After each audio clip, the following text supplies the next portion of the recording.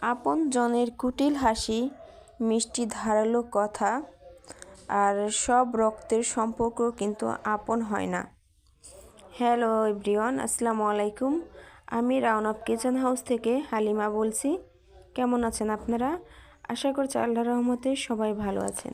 আল্লাহর অশেষ রহমতে আমি অনেক ভালো আছি। সবর করা কিন্তু এতটা সহজ নয়। সবর মানে কান্না, সবর মানে একাকিত্ব, সবর মানে অপমানকে গিলে ফেলা, হাসি দিয়ে কান্নাকে ঢেকে রাখা। সবরের অর্থ কেবল শারীরিক আঘাতে কিংবা প্রিয়জন হারানোর বেদনায় ধৈর্য ধারণ নয়। অতি আপনজনের কুটিল হাসি, মিষ্টি ধারালো কথা এবং নীরব বাঁকা চাহনিকে একমাত্র আল্লাহর জন্য দাঁতে দাঁত চেপে সহ্য করাও তো সবর।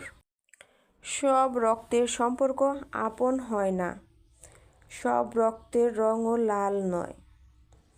হৃদয়ের রক্তক্ষরণের যে কোনো রং নেই, কারোর সাধ্য নেই তা পড়ে নেওয়ার। যিনি না বলা কথাও শুনেন, যিনি বোবার ভাষাও বোঝেন, তার ফয়সালার অপেক্ষার নামই তো সবর। আমাদের মাঝে এমন এমন লোকজন আছে কিংবা আমাদের এত অতি কাছের মানুষ, তারা কিন্তু আমাদের পদে পদে বিপদে ফেলে দেয়।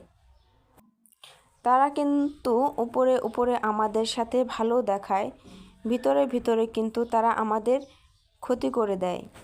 এমন কিছু সম্পর্ক আছে সময়ের সাথে সাথে কিন্তু নষ্ট হয়ে যায়। তারাই কিন্তু একটা সময় অতি কাছের, একদম আপন রক্তের সম্পর্ক। তারা সময় যাওয়ার সাথে সাথেই কিন্তু দেখবেন একদম তারাই আমাদের ক্ষতি করে ফেলছে। আমাদের মাঝে এমন এমন লোক আছে, তাদের কিন্তু আপনি সহজে চিহ্নিত করতে পারবেন। তারা কিন্তু আমাদের ক্ষতি করছে, আবার কিন্তু কিছুদিন পর আবার ওই মুখেই কিন্তু তারা মাপ চাইতেছে। একটা কথা সবসময় মনে রাখতে হবে আমাদের, যারা আমাদের সাথে একবার বিশ্বাসঘাতকতা করেছে, তারা কিন্তু আমাদের সাথে বারবার বিশ্বাসঘাতকতা করবে। তাদেরকে আমাদের থেকে দূরে রাখাই ভালো। তারা কিন্তু ষাঁড় পোকার মতো রক্তচোষা। তাদের মিষ্টি কথায় আমাদের ভুলে গেলে চলবে না। তাদেরকেও বারবার সুযোগ দেওয়ার দরকার নেই।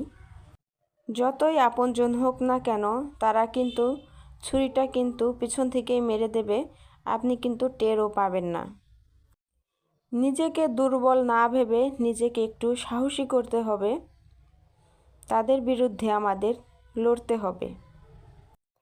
তারা যেন আমাদের কাছে বারবার না ঘেঁষতে পারে, সেজন্য বিশ্বাসঘাতকদের চিনতে পারবেন। আপনার কথা যখন সে অন্য কারোর কাছে বলবে কিংবা অন্য কারোর কাছে যখন আপনার কাছে বলবে, তখন বুঝে নিতে হবে সে যখন অন্যের কথা আমার কাছে বলতে পারে, তবে আমার কথাও কিন্তু অন্যের কাছে বলতে পারে। তাই আমাদের জেনে শুনে বুঝে মানুষের কাছে আমাদের মনের কথা বলতে হবে। আর একটা কথা অবশ্যই মনে রাখতে হবে, মানুষ কিন্তু মানুষকে কষ্ট দিয়ে কথা বলতে বেশি পছন্দ করে। আপনার অপর প্রান্তের লোক কিন্তু একটুও চিন্তা করবে না যে এই কথাটা বললে সে কি মনে কষ্ট পাবে কি পাবে না। তাই এসব মানুষের কাছ থেকে দূরে থাকাটাই বেশি উত্তম। মাঝে মাঝে কিছু ভুল কিন্তু ভুল নয়, ভুল থেকেই কিন্তু আমাদের শিক্ষা পেতে হবে।